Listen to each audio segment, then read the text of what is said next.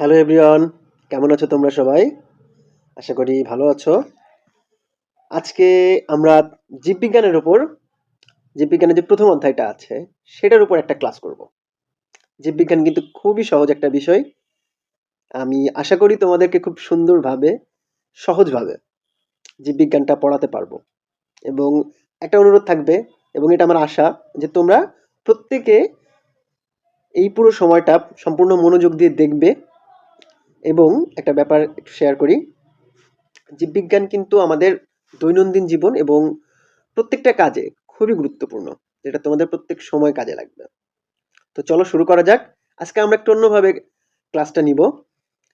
তো let's start. কি অবস্থা হয়? জীববিজ্ঞানের প্রথম অধ্যায়টাতে আজকে আমরা আলোচনা করব। প্রথম অধ্যায়টা কি ছিল? জীবন পাঠ। জীবন পাঠ কি? সহজ বিষয়, জীবন সম্পর্কিত পড়াশোনা, পাঠ, স্টাডি, অধ্যয়ন যাই বলো, মানে আলোচনা, এটাই হচ্ছে জীবন পাঠ। খুব ক্লিয়ার একটা ব্যাপার।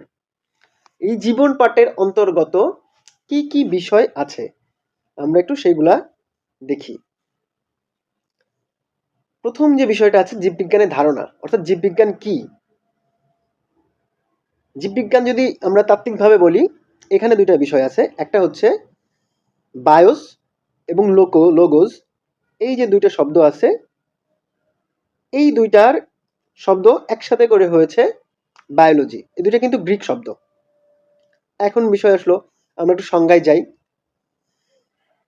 বিজ্ঞানের যে শাখায় জীবের সমস্ত বিষয়, মানে জীবের উৎপত্তি, বৃদ্ধি, বংশবিস্তার, জীবের দেহ এবং এই সম্পর্কিত সমস্ত আলোচনা করা হয়, তাকে জীববিজ্ঞান বলে। সম্পূর্ণ একটা সহজ ব্যাপার। এখন কি, জীববিজ্ঞানের জনককে? জীববিজ্ঞানের জনক হচ্ছে অ্যারিস্টটল। এই ভদ্রলোক জীববিজ্ঞানের জনক। উনি প্রথম জীববিজ্ঞানকে খুব সুন্দরভাবে ব্যাখ্যা করেন। একটু মনে রাখবে, জীববিজ্ঞানের জনককে? অ্যারিস্টটল। আচ্ছা, এবার চলো আমরা সেকেন্ড যে পার্ট সেটাতে যাই। সেটা কি? যে জীববিজ্ঞানের শাখা। জীববিজ্ঞানে কি কি শাখা আছে? আমরা বেসিক্যালি কি জানি? জীববিজ্ঞান কিন্তু জীব দুই ধরনের, উদ্ভিদ এবং প্রাণী। তাহলে উদ্ভিদ বিজ্ঞান এবং প্রাণী বিজ্ঞান দুইটা শাখা হলো। হ্যাঁ, এই দুইটা শাখা, এই দুইটা হচ্ছে জীববিজ্ঞানের বেসিক, একেবারে বেসিক দুইটা শাখা, যেটাকে বলা হয় মাদার। উদ্ভিদ এবং প্রাণী, মাদার, মাদার ব্রাঞ্চ বা কি বলা যায়, মাদার শাখা আর কি। তো যাই হোক, এখন আমরা আসি আমাদের বইয়ের ভাষায়। জীববিজ্ঞানের দুইটা শাখা আছে। তো সেটা হচ্ছে কি, এইটা নির্ভর করছে কিন্তু জীববিজ্ঞানের জ্ঞানটা কোথায় কিভাবে প্রয়োগ করা হচ্ছে সেটার উপর নির্ভর করে। একটা হচ্ছে ভৌত জীববিজ্ঞান এবং আরেকটা কি, ফলিত জীববিজ্ঞান। এখন আসি ভৌত জীববিজ্ঞানটা কি। এই যে বিষয়টা ভৌত জীববিজ্ঞান, ভৌত জীববিজ্ঞান হচ্ছে জীববিজ্ঞানের যে শাখায় জীবের গঠন, তারপরে কি বলা যায়, বেসিক যে বিষয়গুলো আলোচনা করা হয়, যেমন জীবের অঙ্গ, জীবের শ্রেণীবিন্যাস, জীবের কোষ সম্পর্কিত, জীবের ভ্রূণ সম্পর্কিত, অর্থাৎ জীবের অপ্রায়োগিক যে বিষয়গুলো, অর্থাৎ বেসিক যে জিনিসগুলো আলোচনা করা হয়, তাকে বলা হচ্ছে ভৌত জীববিজ্ঞান। এখন যেটা আসি, ভৌত জীববিজ্ঞানের ভিতর কি কি আছে? প্রথমে আছে অঙ্গসংস্থান বিদ্যা, অর্থাৎ মরফোলজি। আমি প্রত্যেকটা বিষয়, এই যে যেটা আছে, আমি তোমাদেরকে শর্টলি ব্রিফ করে যাই, এটা বুঝতে আরো সহজ হবে। এগুলো কিন্তু তোমাদের জন্য গুরুত্বপূর্ণ। এটা নাম্বারের প্রশ্ন আসে, এবং এখান থেকে তোমাদেরকে এমসিকিউ।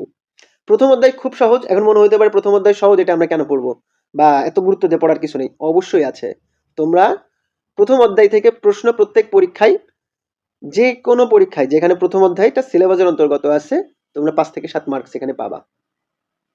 ঠিক আছে? তাহলে আমাদের প্রথম অধ্যায়টা অবশ্যই গুরুত্বপূর্ণ। এখানে নাম্বারের প্রশ্ন এবং এমসিকিউ, এটা খুব ভালো আসে। আরেকটা বিষয় হচ্ছে কি, তোমরা যখন নেক্সট ভাইবা দিবে, আমাদের এসএসসির সময় ভাইবা হয় 25 মার্কের, তো সেইখানে গিয়ে তোমাদের এই জায়গা থেকে কিন্তু প্রশ্ন করা হবে। তো চলো আলোচনা করা যাক। প্রথম যে বিষয়টা ছিল অঙ্গসংস্থান বিদ্যা, অর্থাৎ মরফোলজি। অঙ্গসংস্থান বিদ্যাটা কি? জীববিজ্ঞানের যে শাখায় জীবের দৈহিক গঠন, অর্থাৎ অঙ্গ, এই যে আমাদের হাত, পা, নাক, কান, চোখ, মুখ, এই যে বিষয়গুলো আছে, এইগুলো নিয়ে আলোচনা করা হয় তাকে বলা হয় অঙ্গসংস্থান বিদ্যা। ক্লিয়ার? অর্থাৎ মরফোলজি।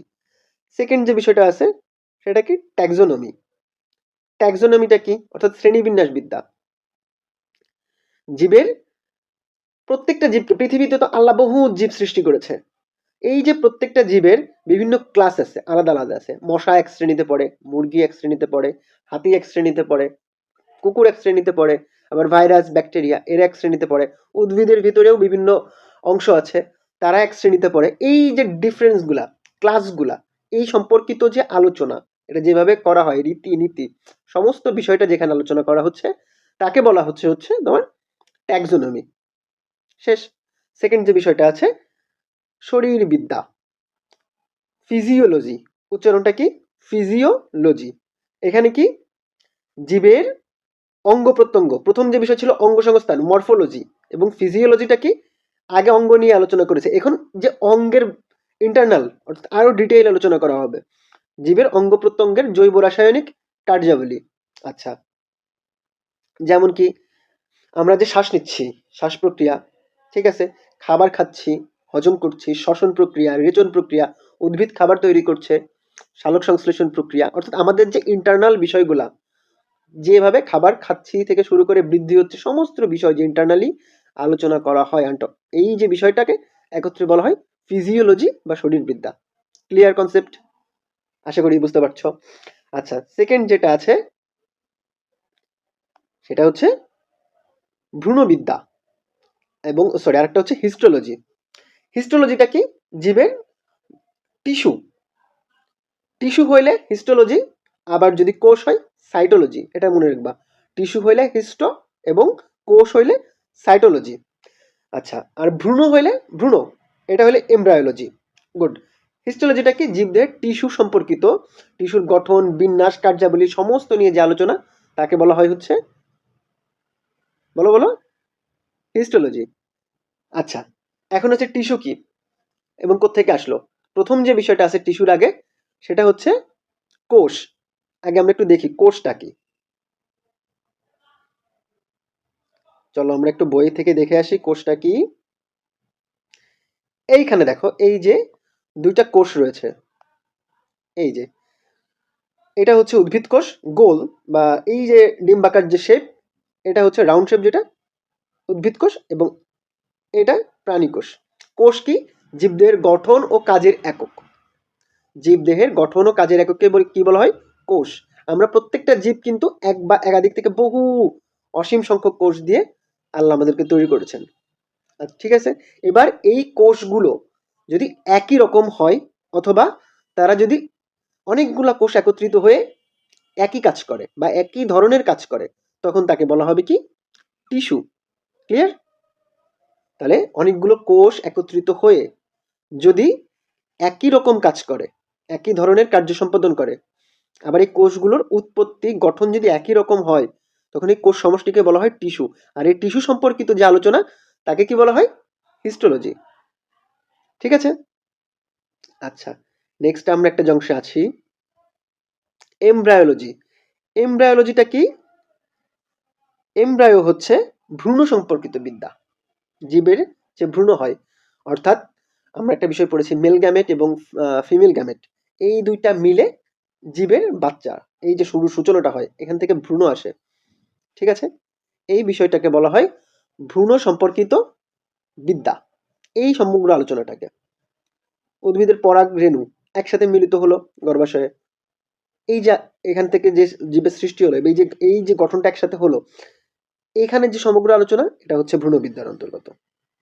অর্থাৎ এখানে যদি আমরা আরো একটু ডিপলি বলি, জনন কোষ থেকে, জনন কোষের উৎপত্তি, নিষক্তি, জাইগোট উৎপন্ন হওয়া, ভ্রূণ সৃষ্টি, তার গঠন, পরিস্ফুটন, এই যে সমগ্র আলোচনাকে বলা হচ্ছে ভ্রূণবিদ্যা। তারপরে আসি কি? বংশগতিবিদ্যা। জীবের জিন, আমাদের শরীরে ডিএনএ আছে, আমরা যে বংশ পরম্পরায় যে বৈশিষ্ট্য, দেখবে আমাদের বাবা মায়ের বৈশিষ্ট্যের সাথে আমাদের অনেক বৈশিষ্ট্য মিলে যাচ্ছে। প্রত্যেকটা জীবের ক্ষেত্রে এটা হয়। হলুদ ফুল গাছে হলুদ রঙেরই ফুল হচ্ছে, সেম টাইপের আচরণ করছে। মিষ্টি আম গাছে ম্যাক্সিমাম টাইম মিষ্টি আমই হচ্ছে, অনেক সময় টক আমও হচ্ছে। এই যে জীবের ডিএনএ রিলেটেড যে আলোচনাটা, অর্থাৎ জিন সম্পর্কিত যে আলোচনা, তাকে বলা হয় কি? জেনেটিক্স অর্থাৎ বংশগতি বিদ্যা। আমরা সহজভাবে বলি জিন ও জীবের বংশগতি দ্বারা সম্পর্কিত যে আলোচনা তাকে বলা হয় জেনেটিক্স। বিবর্তন বিদ্যা, ইভলিউশন, পৃথিবীতে প্রাণের সূচনা, তার থেকে বিকাশ, জীবের ক্রমশ জীবের ভেতরে চেঞ্জ হচ্ছে, এই যে সম্পর্কিত যে আলোচনা, পরিবর্তন, বিকাশ, বৃদ্ধি, এই সম্পর্কিত যে আলোচনা, এটা হচ্ছে ইভলিউশন অর্থাৎ বিবর্তন বিদ্যা। অ্যান্ড্রোক্রাইনোলজি, এটা কি? জীবের হরমোন, আমাদের শরীরে বিভিন্ন ধরনের হরমোন কাজ করে, কোন হরমোন কি কাজ করছে, কোন হরমোনটা আমাদের কোথা থেকে উৎপন্ন হচ্ছে। কিডনি থেকে একটা হরমোন হচ্ছে, আমাদের জিহ্বার নিচে এক ধরনের হরমোন আছে, কিছু হরমোন টক্সিসিটি ক্রিয়েট করছে, ঠিক আছে? আমরা ঘুমাচ্ছি, ঘুমানোর সময় অ্যাড্রেনালিন আরেকটা হরমোন আসছে। এই যে রিলেটেড যে হরমোনগুলো, আমাদের যে দাড়ি উঠছে, ছোট থাকতে কিন্তু দাড়ি থাকে না, বড় হই আমাদের দাড়ি ওঠে হরমোনের প্রভাবে। চুল এখন কালো আছে, কিছুদিন পরে পেকে যাবে যত বয়স বাড়বে, এটা আরেকটা হরমোনের প্রভাবে। ফল কাঁচা অবস্থায় একটা থাকে, পেকে যায়, এই যে চেঞ্জেস গুলো হচ্ছে এটাও কিন্তু হরমোনের প্রভাবে। আমরা কি দেখি? ফরমালিন একটা রাসায়নিক পদার্থ দেখছি, এটাও কিন্তু একটা হরমোনাল রিয়েকশন। এটা যখন ফলের উপর দেওয়া হয়, ফলটা যাতে না পচে, সতেজ থাকে, এটাও কিন্তু হরমোনাল রিয়াকশন। তাহলে এই সম্পর্কিত যে আলোচনা, এটাকে কি বলা হচ্ছে? অ্যান্ড্রোক্রাইনোলজি। আচ্ছা, জীব ভূগোল, এই যে বিভিন্ন দেশে বিভিন্ন রকম জীব আছে, এই সম্পর্কিত যে আলোচনা, যেমন সুন্দরবনে একরকম প্রাণী বাস করে, আবার আমাদের স্থলভাগে গ্রামগঞ্জে একরকম প্রাণী বাস করে। পানিতে একরকম প্রাণী থাকে, স্থলে একরকম প্রাণী থাকে, মরুভূমিতে একরকম প্রাণী থাকে, শীত প্রধান দেশে একরকম প্রাণী থাকে। এই সম্পর্কিত যে আলোচনা, তাকে কি বলা হয়? বায়োজিওগ্রাফি। ওকে, ডান। এই যে সাবজেক্টগুলো ছিল, এগুলো ছিল হচ্ছে ভৌত জীববিজ্ঞান। এবারে আমরা আসি ফলিত জীববিজ্ঞানটা কি। অ্যাপ্লাইড, সহজ কথায় অ্যাপ্লাই করা হচ্ছে, জীববিজ্ঞানের জ্ঞানগুলো এখন ডিরেক্ট কাজে প্র্যাকটিক্যালি অ্যাপ্লাই করা হচ্ছে, তাকে বলা হচ্ছে কি? ফলিত জীববিজ্ঞান। এখানে যেটা আছে, জীবাশ্ম বিদ্যা, জীবের সূচনা কোথা থেকে হয়েছে, কিভাবে হয়েছে, এই সম্পর্কিত যে বিবরণ, তাকে বলা হচ্ছে জীবাশ্ম বিদ্যা। জীব পরিসংখ্যান, জীবের হিসাব নিকাশ, কোন বনে কি জীব থাকে, কোথায় গেলে আমরা কি ধরনের জীব পাবো, কেমন সংখ্যায় আছে, এই যে আলোচনাটা, বায়োস্ট্যাটিস্টিক্স। দেন পরজীব বিদ্যা, পরজীব সম্পর্কিত যে বিদ্যা, অর্থাৎ এই যে দেখো মাথায় উকুন থাকে, পরজীব। পরজীব কারা? যারা বেঁচে থাকার জন্য, অর্থাৎ তাদের পুষ্টি প্রক্রিয়ার জন্য পোষক অর্থাৎ অন্য জীবের উপর নির্ভরশীল, তাদের সমগ্র পুষ্টি প্রক্রিয়া ওই জীবের উপর নির্ভরশীল, তাকে বলা হয় পরজীবী। যেমন ধরো আমাদের কি, আমাদের শরীরে কৃমি থাকে, কৃমি কি তার সমগ্র, ওরা তো খায় না, ওরা ডিরেক্ট পুষ্টি শোষণ করে, ওরা কিন্তু কোনো খাবার খায় না। আমাদের শরীরে আমরা খাবার খাচ্ছি, আমাদের খাবার থেকে যে পুষ্টি হচ্ছে সেটা ওরা শোষণ করছে, এই কারণে পুষ্টির ক্ষেত্রে ওরা আমার উপর নির্ভরশীল। আমি ওর পোষক, কৃমি হচ্ছে পরজীবী, আমি পোষক। অর্থাৎ কোনো জীব যদি পোষক দেহের উপর বা যে কোনো পোষকের উপর সম্পূর্ণরূপে তার পুষ্টি প্রক্রিয়ায় নির্ভর করে বা আংশিকভাবে হলেও পুষ্টি প্রক্রিয়ায় নির্ভর করে, তখন তাকে পরজীবী বলা হয়। ক্লিয়ার? তাহলে এই পরজীবী সম্পর্কিত যে বিদ্যা, তাকে বলা হচ্ছে প্যারাসাইটোলজি। ডান। মাছ সম্পর্কিত বিদ্যা, ফিশারিজ। কীট, মানে ওই যে মশা মাছি আর ফসলের ক্ষেত্রে যে কীট পতঙ্গগুলো আছে, এই সম্পর্কিত বিদ্যা, কীটতত্ত্ববিদ্যা অর্থাৎ এন্টোলজি, এটমোলজি। অণুজীব সম্পর্কিত, অর্থাৎ ক্ষুদ্র ক্ষুদ্র জীব যাদেরকে আমরা মাইক্রোস্কোপের নিচেই দেখবো, অণুবীক্ষণ যন্ত্রের সাহায্যে দেখা যায়, এই জীবগুলা নিয়ে জীববিজ্ঞানের যে শাখায় আলোচনা করা হচ্ছে, তাকে বলা হচ্ছে অণুজীব বিজ্ঞান। তদ্রূপভাবে দেখো এমন আরো আছে কৃষি বিজ্ঞান, চিকিৎসা বিজ্ঞান, জিন প্রযুক্তি, প্রাণ রসায়ন, এক্সেট্রা এক্সেট্রা। এখানে আমি একটা বিষয় আলোচনা করে দিই, বায়ো ইনফরমেটিক্স, এটা হচ্ছে জীববিজ্ঞানের অন্যতম একটা নতুন শাখা। বায়ো ইনফরমেটিক্সটা জীববিজ্ঞানের একটা অন্যতম নতুন শাখা, যেখানে কি জীবের যত তথ্য আছে, এটা হচ্ছে কম্পিউটার নির্ভর করা হয়েছে, ডেটাগুলো। ক্লিয়ার? এই যে তথ্যগুলা, একে বলা হচ্ছে সমগ্র যে বিষয় বায়ো ইনফরমেটিক্স, ডেটা রিলেটেড। যেমন ধরো প্যাপিলোমা ভাইরাস থেকে ক্যান্সার হচ্ছে, কি মানে কিভাবে প্যাপিলোমা ভাইরাসের উৎপত্তি হচ্ছে, এটা কিভাবে ধ্বংস করা পসিবল, কিভাবে ক্যান্সার রোধ করা possible, AIDS related, HIV virus থেকে, আমাদের অ্যাট লাস্ট ছিল কোভিড-19 ভাইরাস, যেটা মহামারী রূপে ছড়িয়ে গিয়েছিল। এই যে পুরো তথ্যগুলো কোথা থেকে আবিষ্কৃত হয়েছে, এটা ডিএনএ ভাইরাস না আরএনএ ভাইরাস, এটা কিভাবে জীবদেহে ছড়ায়, এর থেকে কিভাবে মুক্তি পাওয়া যায়, মানে সমস্ত যে ডেটাগুলো, বিশ্লেষণমূলক যে ডেটাগুলো আছে, এই ডেটাগুলো স্টোর করা হয়। এই যে স্টোর রিলেটেড যে জ্ঞান বা বিষয়টা, চর্চাটা, একে বলা হয় বায়ো ইনফরমেটিক্স। আমরা গুগলে সার্চ দিলে বিভিন্ন তথ্য পাই না? আমরা যদি এখন সার্চ করি describe what is cancer virus, তুমি অনেক বড় একটা বিবরণ পাবে বিভিন্ন ওয়েবসাইট থেকে। That is the result of bio informatics. Bio informatics আমাদের এই রেজাল্টগুলোকে হাতের মাঝখানে নিয়ে এসেছে, আমরা যাতে খুব সহজেই জানতে পারি। ক্লিয়ার? আসছো, নেক্সট আমরা আসি। এটা তো খুব সহজ ছিল, বুঝতে পারলাম আমরা। জীবের শ্রেণীবিন্যাস, শ্রেণীবিন্যাসটা কি, এটা কিন্তু খুব গুরুত্বপূর্ণ। তোমরা হায়ার স্টাডিজে যখন যাবে, এই শ্রেণীবিন্যাস নিয়ে কিন্তু অনেক আলোচনা আছে, এক একটা সাবজেক্ট আছে। আমরা একটা বিষয় জানি কি, আজ পর্যন্ত 4 লক্ষেরও বেশি উদ্ভিদ এবং প্রায় 13 লক্ষ প্রজাতি প্রাণী এক্সিস্ট করে পৃথিবীতে। তাহলে এই যে হিউজ নাম্বার অফ উদ্ভিদ এবং প্রাণী যা রয়েছে, এদেরকে সবগুলোকে আমাদের তো একটা একটা করে জানা পসিবল না। পসিবল কি? আমরা তখন কি করতেছি, এই জন্য বিজ্ঞানীরা চিন্তা করলো যে আমাদের এমন একটা ব্যবস্থা প্রয়োজন যাতে আমরা খুব সহজেই একই ধরনের জীব সম্পর্কে জানতে পারি। তখন তারা শ্রেণীবিন্যাস করলো। তার শ্রেণীবিন্যাসটা বেসিক্যালি কি, জীবের বিভিন্ন বৈশিষ্ট্যের ভিত্তিতে তাকে আলাদা আলাদা ক্লাসে ভাগ করা, বা অর্থাৎ বিভিন্ন পর্বে, জগতে ভাগ করা, একে বলা হয় জীবের শ্রেণীবিন্যাস। এখন কি কি বৈশিষ্ট্য থাকে, সেখানে যে যে বৈশিষ্ট্যগুলো আমরা রাখি, জীবের উৎপত্তি কিভাবে হয়েছে, তার গঠন কেমন, তার আকার কেমন, তার আকৃতি কেমন, তার খাদ্যাভ্যাস কেমন, তার বাস্তু সংস্থান বিষয়ক যে অভ্যাস সেটা কেমন, তার কোষের ধরন কেমন, তার ডিএনএ এর ধরন কেমন, আরএনএ এর ধরন কেমন, এগুলা আরো যত ক্লাসিফাইড করা সম্ভব হয়, অর্থাৎ আরো সূক্ষ্মভাবে জানার জন্য এই তথ্যগুলো নির্ভর করে। এখন আমরা যদি চাই পাখিও ওড়ে, মুরগিও উঠতে পারে, তাহলে মুরগি আর পাখি সেম না, দুজনে কিন্তু সেম না, তাদের কিন্তু প্রজাতি আলাদা, রাইট? আবার দেখো, মানুষও হাঁটতে পারছে, চেষ্টা করলে বানরও কিন্তু 2 পায়ে দাঁড়াইতে পারছে, হাঁটতে পারছে।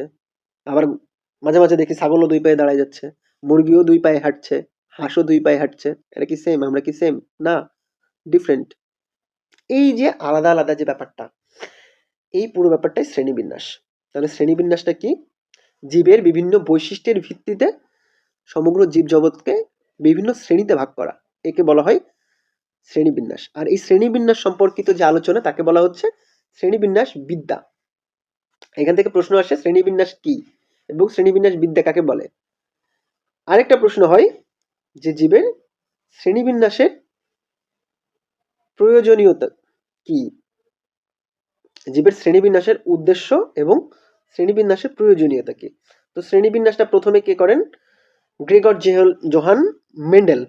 উনি হচ্ছে মটরশুঁটি গাছ গাছ নিয়ে গবেষণা করার সময় প্রথম শ্রেণীবিন্যাসটা করেন, এবং তাকে হচ্ছে টেক্সোনমির জনক বলা হয়। এবং তারপরে আরো অনেকে এটা নিয়ে কাজ করেছেন। ক্যারোলাস লিনিয়াস, সুইডিশ বিজ্ঞানী, তিনি সব থেকে বেশি এটা নিয়ে কাজ করেছেন। তিনি বিভিন্ন উদ্ভিদ এবং থেকে ফুল সংগ্রহ করে আলাদা আলাদাভাবে কাজ করে বিভিন্ন উদ্ভিদকে বিভিন্ন ক্লাসে ভাগ করেছেন। আমরা একটু দেখি শ্রেণীবিন্যাসের উদ্দেশ্যটা কি। শ্রেণীবিন্যাসের উদ্দেশ্য হলো জীবের প্রতিটি দল এবং উপদল এই সম্বন্ধে সহজে জ্ঞান আহরণ করা, এবং তাকে আমরা কি কাজে লাগাতে পারবো, এই যে তাদের ক্ষতিকর অপকারী দিকগুলো সম্পর্কে জানা, এই যে পূর্ণাঙ্গ জ্ঞানকে সংক্ষিপ্তভাবে উপস্থাপন করার যে প্রক্রিয়া, এটাই যাতে বলবৎ থাকে, আমরা জীব সম্পর্কে যেন খুব সূক্ষ্মভাবে সুন্দরভাবে জানতে পারি এবং উপস্থাপন করতে পারি এবং ব্যবহার করতে পারি, এই যে বিষয়টা, এটাই হচ্ছে শ্রেণীবিন্যাসের উদ্দেশ্য। তো আমরা আসো এখন একটা শ্রেণীবিন্যাস নিয়ে আলোচনা করি। এই শ্রেণীবিন্যাসটা তোমাদের বইয়ে যেটা আছে, বিজ্ঞানী হুইটেকারের একটা শ্রেণীবিন্যাস, আর এস হুইটেকার, তিনি 1969-এ এই শ্রেণীবিন্যাসটা করেন। তো বেসিক্যালি এটা হচ্ছে 5 জাতি ভিত্তিক একটা শ্রেণীবিন্যাস। 5 জাতি বিষয়টা কি, যে উনি সমগ্র জীবজগৎকে 5টি শ্রেণীতে ভাগ করে। মনে রাখ, প্রোটিস্টা, ফানজাই, প্লান্টি এবং অ্যানিমেলিয়া। এবার এদেরকে আবার সবাইকে 2টা শ্রেণীতে নিয়ে যান। একটা কি সুপার কিংডম 1 এবং সুপার কিংডম 2, প্রোক্যারিওটা এবং ইউক্যারিওটা। প্রোক্যারিওটে কারা? প্রোক্যারিওটিক জীব হচ্ছে যে সকল জীব, অর্থাৎ যে সকল জীবের কোষ আদিকোষী, অর্থাৎ আদিকোষী কারা? যাদের নিউক্লিয়াস সুগঠিত নয়, এই সকল জীবকে বলা হয় আদিকোষী জীব। এরা বিশেষ করে এককোষী হয় এবং আণুবীক্ষণিক জীব হয়, অর্থাৎ অণুবীক্ষণ যন্ত্রের সাহায্যে এদেরকে দেখতে হয়। এই সুপার কিংডমটাকে তিনি আবার একটা রাজ্যে ভাগ করেন, সেটা কি? মোনেরা রাজ্য। মোনেরা রাজ্যে কি কি বৈশিষ্ট্য আছে এটা নোট করবে, তোমাদের পরীক্ষাতে কিন্তু শ্রেণীবিন্যাস আসবে, তখন তোমরা কি করবে? সুপার কিংডম অর্থাৎ জীব জগৎ দুইটা ভাগে ভাগ করা হয়েছে, প্রোক্যারিওটা এবং ইউক্যারিওটা। প্রোক্যারিওটাতে কারা ছিল রাজ্য? মোনেরা। মোনেরার 2-3টা বৈশিষ্ট্য, একটা উদাহরণ, শেষ। প্রত্যেকটার ক্ষেত্রেই সেম, আর প্রত্যেকটা রাজ্যের 2টা বৈশিষ্ট্য, একটা উদাহরণ, এটা দিলেই মোটামুটি শ্রেণীবিন্যাসটা সুন্দর মতো করে হবে। তো আমরা যাই, মোনেরা রাজ্যে কি ছিল? এরা এককোষী ফ্লামেন্টাস অর্থাৎ সুতার মতো, এই যে দেখো সুতার মতো, ফ্লামেন্ট অর্থাৎ সুতার মতো, এবং এরা কলোনিয়াল। কলোনি মানে কি? একসাথে বাস করে। ভাইরাস ব্যাকটেরিয়া আমাদের শরীরে কিন্তু একসাথে অনেকগুলো বাস করে, এরা একা একা বাস করে না, অর্থাৎ কলোনি আকারে থাকে। ঠিক আছে? এদের আমি একটা বিষয় বলেছি, নিউক্লিয়াস সুগঠিত নয়, অর্থাৎ কোষে কি কি থাকে? ক্রোমাটিন বস্তু অর্থাৎ ডিএনএ আরএনএ নিউক্লিয় যে বস্তু এইগুলা থাকে, কিন্তু নিউক্লিওলাস এবং নিউক্লিয়ার পর্দা, নিউক্লিয়াসকে ঘিরে চারপাশে একটা পর্দা থাকে, সেই পর্দাটা নাই। আচ্ছা, কোষে প্লাস্টিড, মাইটোকন্ড্রিয়া, এন্ডোপ্লাজমিক রেটিকুলাম এগুলাও নাই, তবে রাইবোজোম আছে, কারণ ওদের দেহ তো শ্বসনের প্রয়োজন। শ্বসনটা কি? পুষ্টি প্রক্রিয়া চলা প্রয়োজন, এইটা চলার জন্য ওদের দেহে রাইবোজোম আছে। এদের কোষ আবার কি করে? দ্বিবিভাজন প্রক্রিয়া, অর্থাৎ একটা সেল থেকে 2টা। আমরা যখন কোষ বিভাজন আলোচনা করব তখন এটা নিয়ে আরো ডিটেইল বলবো। এটা হচ্ছে বিভাজিত হয়, ওরা বংশবৃদ্ধি করে। এই যে প্রসেসটা, এটাকে বলা হয় দ্বিবিভাজন প্রক্রিয়া। এবং এই যে সমগ্র ব্যাপারটা কাদের ভেতর হচ্ছে? মোনেরা রাজ্যের অন্তর্গত। তো তারা কারা? নীলাভ সবুজ শৈবাল এবং ব্যাকটেরিয়া উদাহরণটা হলো। নেক্সট আসি সুপার কিংডম 2, ইউক্যারিওটা। ইউক্যারিওটা কারা? ইউক্যারিওটিক জীব এরাই যারা প্রকৃতকোষী। ঠিক আছে? অর্থাৎ এদের নিউক্লিয়াস সুগঠিত, নিউক্লিয়াসের ভিতরে কি কি থাকে? এটা তোমাদের কাজ, নিউক্লিয়াসের ভিতরে কি কি আছে এটা আমাকে জানাবা নেক্সট কমেন্টে। আচ্ছা আমি বলে দিই, নিউক্লিয় বস্তু থাকে, নিউক্লিয় বস্তুর ভিতরে কি কি আছে? নিউক্লিওজোম আছে, ডিএনএ পেছনে পেছনে পেছনে পেছনে ডিএনএ আরএনএ, যেটাকে কি বলা হয়? ক্রোমোজোম, এটা আছে। তারপরে মাইটোকন্ড্রিয়াল অনেক আরএনএ আছে। এই যে বিষয়, সমস্ত বিষয়টা এবং এর সমগ্র একটা গোল আকৃতির ভেতরে অন্তর্গত থাকে। এরা হচ্ছে সুগঠিত নিউক্লিয়াস। ক্লিয়ার? আচ্ছা, তো এই যে সুগঠিত নিউক্লিয়াস যাদেরকে আছে তাদের বলা হয় প্রকৃতকোষী জীব। এরা কি করে? এরা কলোনি আকারেও থাকতে পারে, আবার আবার একাভাবেও বসবাস করতে পারে। এরা এককোষীয় হয়, বহুকোষীয় হয়। তো এখানে কে কে আছে? এখানকে উনি 4টা রাজ্যে ভাগ করে, প্রোটিস্টা, ফানজাই, প্ল্যান্টি এবং অ্যানিমেলিয়া। ডান। প্রোটিস্টা কারা? প্রোটিস্টা রাজ্যের অন্তর্গত, এরা এককোষী বা বহুকোষী হয়, কলোনিয়াল হইতে পারে, ফ্লামেন্টাস হইতে পারে। দেখো মোনেরার সাথে মিলতেছে, কিন্তু এদের একটা বেসিক পার্থক্য আছে, এদের নিউক্লিয়াস বা ক্রোমাটিন বস্তু নিউক্লিয়ার পর্দা দ্বারা অন্তর্গত।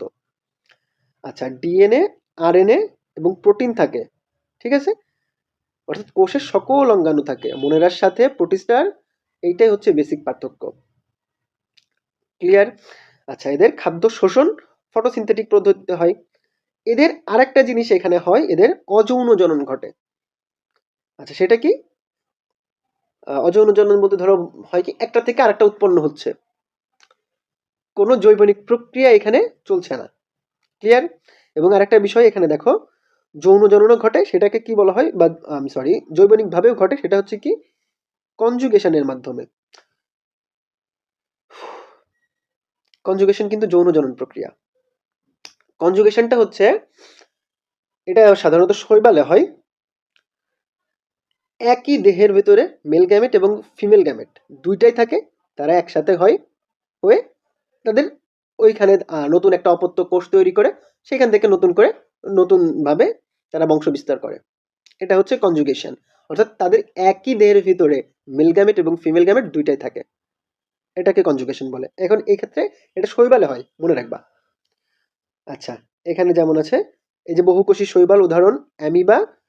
অ্যামিবা হচ্ছে অযৌন জনন। অ্যামিবার দেহে এরকম আঙুলের মতন ক্ষণপথ তৈরি হয়, এই ক্ষণপথগুলো আস্তে আস্তে ভাগ হয়ে যায়, ভাগ হয়ে গেলে আলাদা আলাদা অ্যামিবা তৈরি হয়। এই এরকম অ্যামিবা মুভমেন্ট করে, অ্যামিবার দেহে এরকম ক্ষণপথ তৈরি হয় আমার হাতের মতো, এই ক্ষণপথ আঙুলের মতো, এই ক্ষণপথগুলো আলাদা হয়ে যায়, হয়ে আলাদা মানে নতুন অ্যামিবা তৈরি হয়। এটা হচ্ছে অযৌন জনন। ডান। আমরা যেমন কি গাছের ডাল কেটে আরেকটা গাছ লাগালে, সরি, গাঁদা ফুল গাছের ডাল কেটে সেটা লাগালে নতুন আরেকটা গাছ তৈরি হয় না, ঠিক তেমন। আচ্ছা চলো নেক্সট আমরা যাই ফানজাই। ফানজাইটা কি? ফানজাই হচ্ছে, এদের প্রধান বৈশিষ্ট্য হচ্ছে এরা স্থলজ, মৃতজীবী এবং পরজীবী। মৃতজীবী ব্যাপারটা কি? এরা কিন্তু মরা না। এবং পরজীবী তো আমি একটু আগে ব্যাখ্যা করেছি।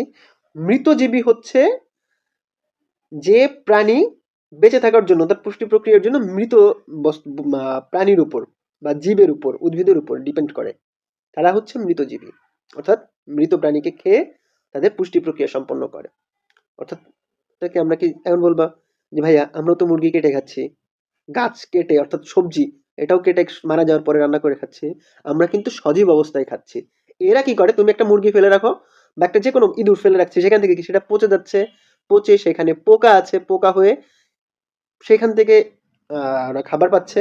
এই যে যারা, এরা হচ্ছে মৃতজীবী। অর্থাৎ পচন মানে পচে যাওয়ার পরে তারপরে ওরা পুষ্টি প্রক্রিয়ায় অংশগ্রহণ করে বা পুষ্টি সংগ্রহ করে, এরা হচ্ছে মৃতজীবী। আচ্ছা, এদের দেহ এককোষী হইতে পারে, সরি কষ্ট হয়ে যাচ্ছে একটু। আবার মাইসেলিয়াম বা এরা সুতার মতনও হতে পারে। আমরা মাশরুম দেখছি না, মাশরুমের নিচে এই যে টিউবের নিচে দেখবা সুতার মতো, এরা হচ্ছে ফ্লামেন্টাস বা সুতার মতো। আচ্ছা, এদের নিউক্লিয়াস সুগঠিত, কোষ প্রাচীরে কাইটিন থাকে। কাইটিন একটা রাসায়নিক পদার্থ যা আহ, উদ্ভিদের এই ফাঞ্জাই জগতের উদ্ভিদের দেহে কোষ প্রাচীরে থাকে। এদের একটা বেসিক ব্যাপার, এদের ইয়ে নাই, ক্লোরোপ্লাস্ট নাই, ঠিক আছে? ক্লোরোপ্লাস্ট নাই, এরা সালোক সংশ্লেষণ করতে পারে না, ঠিক আছে? এবং আরেকটা ব্যাপার, এদের এরা হ্যাপ্লয়েড স্পোরের মাধ্যমে বংশ বিস্তার করে। স্পোরটা হচ্ছে এদের জনন কোষ বহন করে, ঠিক আছে? এই স্পোরটা ফেটে যায়, ফেটে গিয়ে সেখান থেকে ওরা বংশ বিস্তার করে। এই যে মাশরুমটা দেখো, মাশরুমের গোড়া, এখান থেকে স্পোর তৈরি হয়, সেখান থেকে বংশ বিস্তার করে। এদেরও ঠিক সেম, এই গোড়া থেকে বংশ বিস্তার করে। ক্লিয়ার? পেনিসিলিয়াম এবং মাশরুম ইস্ট, এটা হচ্ছে ফাঞ্জাইয়ের উদাহরণ। আমরা নেক্সট আসি প্ল্যান্টি। প্ল্যান্টি খুব সহজ, এটা আমরা বুঝি। প্ল্যান্টি হচ্ছে সমস্ত উদ্ভিদ এই রাজ্যের অন্তর্গত। এদের কি, উদ্ভিদের কি কি আছে? উদ্ভিদের দেহে উন্নত টিস্যু বিদ্যমান, এরা স্থলজ হতে পারে, জলজ হতে পারে, এদের ভ্রূণ থাকে এবং তারা ডিপ্লয়েড থাকে। ডিপ্লয়েড অর্থাৎ 2n, মেল গ্যামেট এবং ফিমেল গ্যামেট দুটো একসাথে হয়, হয়ে n+n 2n হয়। এটা আমরা যখন কোষ বিভাজন পড়বো, মায়োসিস কোষ বিভাজনে গিয়ে আমরা এটা পাবো, তখন আমরা 2nটা কি আলোচনা করব, ডিপ্লয়েড হ্যাপ্লয়েড এটা কি আলোচনা করব। আচ্ছা, এদের যৌন জনন হচ্ছে অ্যানআইসোগ্যামাস প্রকৃতির। অ্যানআইসোগ্যামাসটা কি? এই শ্রেণীর যে জীব আছে বা সরি উদ্ভিদ বা যারা আছে, এদের শরীরবৃত্তীয় প্রক্রিয়া দুইটা ডিফারেন্ট ধরনের কোষের সাথে, অর্থাৎ এদের কি বলবো, জনন প্রক্রিয়াটা দুইটা ভিন্ন ধরনের গ্যামেটের মাধ্যমে হয়। মেল এবং ফিমেল দুইটারই বৈশিষ্ট্য কিন্তু আলাদা, ঠিক আছে? মেল এবং ফিমেল গ্যামেট, এদের দুইটারই বৈশিষ্ট্য আলাদা। এই যে দুইটা একত্রিত হয়ে বংশ বিস্তার করছে, এটাকে বলা হয় অ্যানআইসোগ্যামাস প্রকৃতির, ঠিক আছে? আর আইসোগ্যামাস কারা? যাদের শুক্রাণু এবং ডিম্বাণু সেম ধরনের, অর্থাৎ মেল গ্যামেট এবং ফিমেল গ্যামেটটা সেম, তারা হচ্ছে আইসোগ্যামাস। আচ্ছা, এইখানে কে কে আছে? সকল উদ্ভিদ এই শ্রেণীর অন্তর্গত। আর একটা হচ্ছে আরেকটা রাজ্য, এনিমেলিয়া। আচ্ছা, প্লেন্টিতে একটু আলোচনা করি। এখানে যেটা আছে, প্লেন্টিতে আছে ব্রায়োফাইটা এবং ট্রাকিওফাইটা। ব্রায়োফাইটা কি? পানি সংবহনতন্ত্র বিহীন, যেমন মস, এদের শরীরে কোনো পানি ধারণ করার মতন কোনো কিছু নাই, এরা পানি ধারণ করতে পারে না। ঠিক আছে, মসবর্গীয় যারা আছে এরা ড্রাই। আর ফার্নবর্গীয় যারা হচ্ছে, বা ফার্নবর্গীয়, নগ্নবীজি, আবৃতবীজি, এরা পানি ধারণ করতে পারে। কাঁঠাল গাছ, আমাদের সকল উদ্ভিদ, আমরা যে উদ্ভিদগুলো চোখে দেখি, আমরা যত পরিচিত, সবাই কিন্তু পানি ধারণ করতে পারে, ওদের সেলে পানি থাকে। ঠিক আছে, এই দুইটার উপর ভিত্তি করে এটা করা হয়েছে, ব্রায়োফাইটা এবং ট্রাকিওফাইটা। আচ্ছা, নেক্সট আমরা আসি এনিমেলিয়া। এনিমেলিয়াটা কি? সমস্ত প্রাণী যারা চলনে সক্ষম উদ্ভিদের সাথে এদের দুইটা পার্থক্য আছে, চলন এবং এদের শরীরে ক্লোরোফিল নাই। ঠিক আছে, সালোক সংশ্লেষণ করতে পারে না। উদ্ভিদের প্রাণী কিন্তু দুইটা বেসিক পার্থক্য। তোমাকে প্রশ্ন করা হতে পারে ভাইবার সময় যে উদ্ভিদের প্রাণীর মধ্যে পার্থক্য কি, তাহলে কি বলবা? এদের কোষ প্রাচীরে, মানে এদের কোনো, আমাদের কোনো জড় কোষ প্রাচীর নাই। আমাদের এই যে কোষ প্রাচীর, এটা কিন্তু চামড়া, মানে আমাদের কোষের যে প্রাচীর আছে এটা জড় না। ঠিক আছে, আচ্ছা, আমাদের শরীরে প্লাস্টিড নাই, অর্থাৎ ওই যে ক্লোরোফিল বহন করে, যে সালোক সংশ্লেষণ বস্তু, অঙ্গাণু যে বহন করে, সেটা নাই। শেষ। আচ্ছা, এবং আমাদের কোষে কোনো ফাঁকা নাই, গহ্বর নাই। উদ্ভিদ কোষে দেখবা যে ভেতরে একটা ফাঁকা গহ্বর থাকে, সেটা নাই। এটা হচ্ছে অংশ, মানে উদ্ভিদ এবং প্রাণীর মধ্যে পার্থক্য, অর্থাৎ সমস্ত প্রাণী নিয়ে যে আলোচনা তাকে বলা হচ্ছে অ্যানিমেলিয়া। ডান। শ্রেণীবিন্যাস তোমরা বুঝতে পেরেছো? যদি কারো কোথাও কোনো প্রবলেম থাকে সেটা ডেফিনেটলি নোট ডাউন করবে, নোট ডাউন করে আমাকে কমেন্ট বক্সে জানাবে, আমি সেটা ইনশাল্লাহ তোমাদের সাথে আবার আলোচনা করব। আসো, নেক্সট আমরা যাই, শ্রেণীবিন্যাসের বিভিন্ন ধাপ রয়েছে। দেখো, আমি কিন্তু অলরেডি তোমাদেরকে কিছু কথা বলেছিলাম যে শ্রেণীবিন্যাসটাকে বিভিন্ন পর্যায়ে ভাগ করা হচ্ছে। সেটা কি? এখানে 7টি পর্যায় থাকে, এটা মুখস্থ করবে তোমরা। জগৎ, পর্ব, শ্রেণী, বর্গ, গোত্র, গণ ও প্রজাতি। ঠিক আছে। কিংডম, সমস্ত জীবজগৎ। কিংডম, পর্ব, জীবজগতের থেকে ছোট। আমরা একটু লাস্টে থেকে যাই। প্রজাতি কি? প্রজাতি হচ্ছে কি জীবের শ্রেণীবিন্যাসের সব থেকে ক্ষুদ্র একক, এবং সেই জীবগুলো তাদের নিকটতম জীবের থেকে বংশগতীয় বা পুষ্টি প্রক্রিয়ায় আলাদা। যেমন মানুষ, মানুষের সাথে কিন্তু স্বাভাবিকভাবে আমরা কি, যে কি বলা হয়, বাদর, বানরের সাথে মানুষের পার্থক্য করা, আই মিন সিমিলারিটি দেখা হয়, কিন্তু পার্থক্য তাদের বংশগতীয় ক্ষেত্রে এবং চলাচলের ক্ষেত্রে আলাদা, বেসিক পার্থক্য রয়েছে। গরু এবং ছাগল, বেসিক পার্থক্য রয়েছে। গরু, ছাগল, কুকুর, ভেড়া প্রত্যেকে কিন্তু আলাদা প্রজাতি, কিন্তু সবাই কিন্তু সেম, একই রকম, এদের বেসিক পার্থক্য রয়েছে। এই যে সূক্ষ্ম পার্থক্যের ভিত্তিতে যে শ্রেণীবিন্যাসের পর্বটা তৈরি হয়েছে তাকে বলা হয় প্রজাতি, স্পিসিস। এবার কয়েকটা স্পিসিস নিয়ে, একই ধরনের সিমিলার কয়েকটা স্পিসিস নিয়ে হচ্ছে গণ।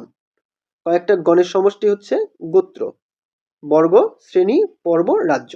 এটা তোমরা মুখস্থ করবা। এটা কি কি? জগৎ, পর্ব, অর্থাৎ রাজ্য, জগৎ, পর্ব, শ্রেণী, বর্গ, গোত্র, গণ ও প্রজাতি, এই 7টা।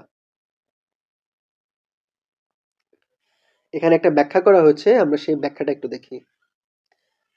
দেখো, হোমোস্যাপিয়েন্স, আমরা মানুষ, মানুষের বৈজ্ঞানিক নাম কি? হোমোস্যাপিয়েন্স। হোমোস্যাপিয়েন্স যার, এটা একটা প্রজাতি, মেরুদণ্ড প্রাণীর একটা সূক্ষ্ম একদম, আমরা কি বলবো, একটা বিশেষ প্রজাতি মানুষ।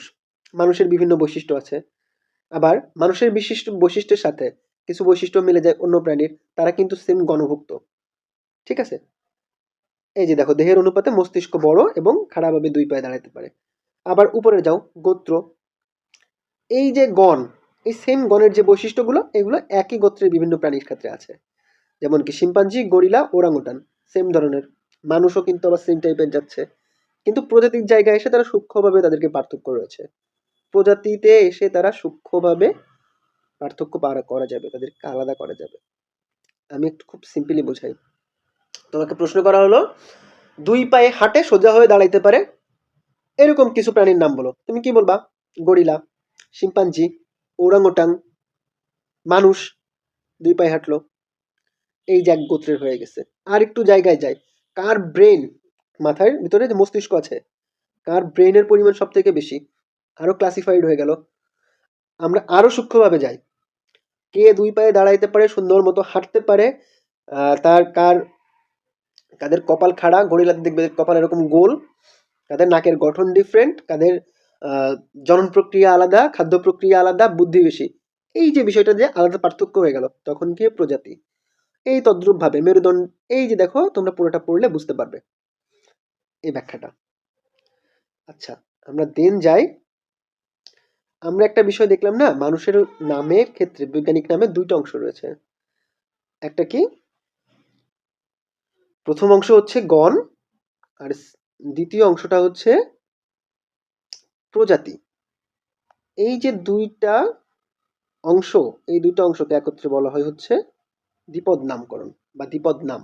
হোমো এবং স্যাপিয়েন্স একটা গোত্র, সরি, গণ এবং প্রজাতি দুইটা মিলে।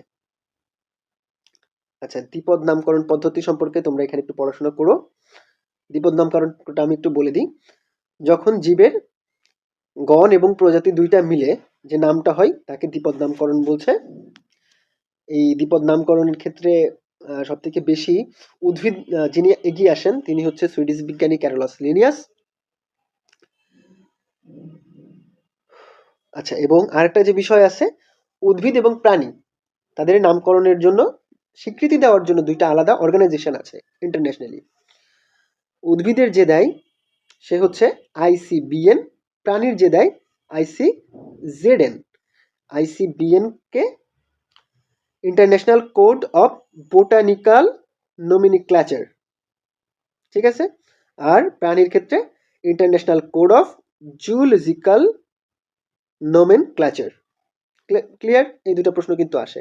আইসিবিএন কি, পূর্ণরূপ কি, আইসিজেডএন কি, তার পূর্ণরূপ কি। আচ্ছা, এবার এখানে দেখো যে কিছু প্রক্রিয়া রয়েছে, মানে জীবের দ্বিপদ নামকরণের কিছু পদ্ধতি। প্রথম পদ্ধতি, জীবের নাম দ্বিপদ নামকরণ অবশ্যই হবে কি ল্যাটিন ভাষায়। এটা স্বীকৃত, এটা অবশ্যই তোমাকে ল্যাটিন ভাষায় হতে হবে, সেটা যে যে দেশের প্রাণী হোক, যে বিজ্ঞানী সেটা আবিষ্কার করে। যেমন ধরো ঢাকা বিশ্ববিদ্যালয়ের ডক্টর জাকির হোসেন, উনি একটা ব্যাঙ আবিষ্কার করে, সেই ব্যাঙটার নাম দেওয়া হয় হচ্ছে জাকিরানা ঢাকা। এই যে আনা যোগ হয়েছে, এইটা কিন্তু ল্যাটিন ভাবে, ঠিক আছে, ল্যাটিন ভাষা থেকে এসেছে জাকিরানা ঢাকা। ল্যাটিন কারা? American, American accent. আচ্ছা, এখানে ডক্টর জাকিরের প্রতি সম্মান দেখিয়ে নাম রাখা হয়েছে জাকিরানা। এই জাকির কিন্তু হচ্ছে গণ, যেমন ছিল হোমো, হোমো হচ্ছে গণ, আর ঢাকা, এই ঢাকাটাকে কি করা হয়েছে স্যাপিয়েন্স, ঠিক আছে।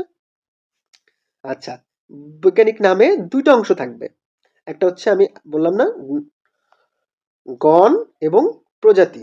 এই যে ল্যাভিও রোহিতা, রুই মাছের বৈজ্ঞানিক নাম, দুইটা অংশ। জীব জীবের প্রত্যেকটা জীবজগতের প্রত্যেকটা জীবের নাম অবশ্যই ইউনিক হইতে হবে, এটা প্রথম এবং তৃতীয় শর্ত।